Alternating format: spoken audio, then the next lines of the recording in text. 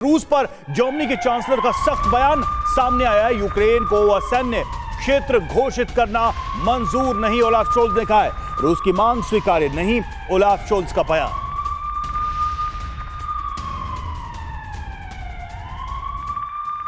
और यूरोप में न्यूक्लियर टकराव का खतरा बढ़ता नजर आ रहा है। यूरोप में न्यूक्लियर तैनाती के लिए फ्रांस भी तैयार है। फ्रांस के राष्ट्रपति मैक्रों का देखिए बड़ा बयान आ गया है। रूसी हमलों के खतरों से बचने के लिए न्यूक्लियर सुरक्षा जरूरी है, ये मैक्रों ने भी कह दिया है। यानी फ्रांस का रुख भी पूरी तरह से बाकी के यूरोपीय देशों के तरह ही नजर आ रहा है।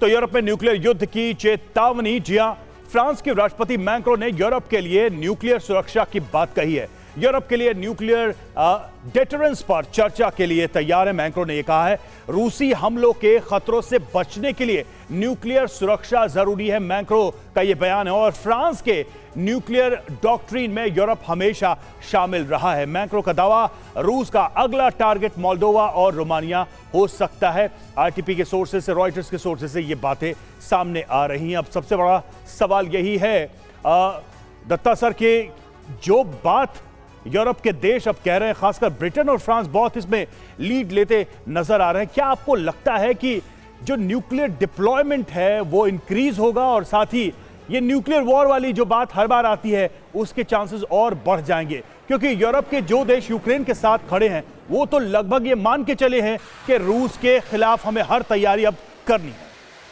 देखिए, ऐसा है कि जो सिचुएशन अभी पैदा हो गई है, अगर अमेरिका अपना न्यूक्लियर अम्ब्रेला यूरोप से विड्रॉ करता है तो यूरोप के जो देश हैं, खास करके सिर्फ फ्रांस और यूके, जो मतलब जिनके पास न्यूक्लियर असेट्स हैं आज के दिन में, उनको अपनी न्यूक्लियर रक्षा खुद करनी पड़ेगी। और उनको मालूम है कि उनके पास इतनी काबिलियत नहीं है कि वो रशियन न्यूक्लियर आर्सेनल के खिलाफ खड़े हो पाएँ। इसलिए इनको अपनी जो भी कार्रवाई ये कर रहे हैं, जो भी प्लानिंग है, बहुत सोच समझ के करनी पड़ेगी कि क्या वो डायरेक्टली यूक्रेन के अंदर अपना इन्वॉल्वमेंट जाहिर करके रशिया के साथ डायरेक्ट जंग चाहेंगे। मुझे लगता नहीं है, क्योंकि वो यूक्रेन आज के दिन में एक सिक्योरिटी गारंटी मांग रहा है।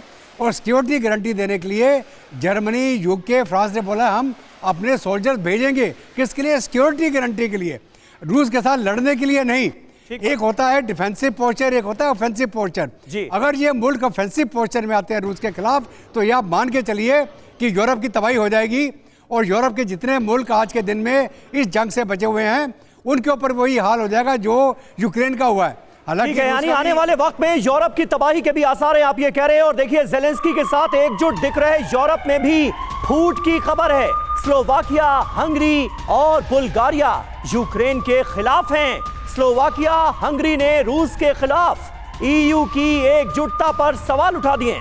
बुल्गारिया के राष्ट्रपति ने भी रूस का सपोर्ट कर दिया है। तो ऐसा नहीं है कि तमाम जो यूरोपीय देश हैं वो रूस के खिलाफ यूक्रेन के साथ नजर आ रहे हैं। यूरोप में भी फूट साफ तौर पर देखी जा सकती है।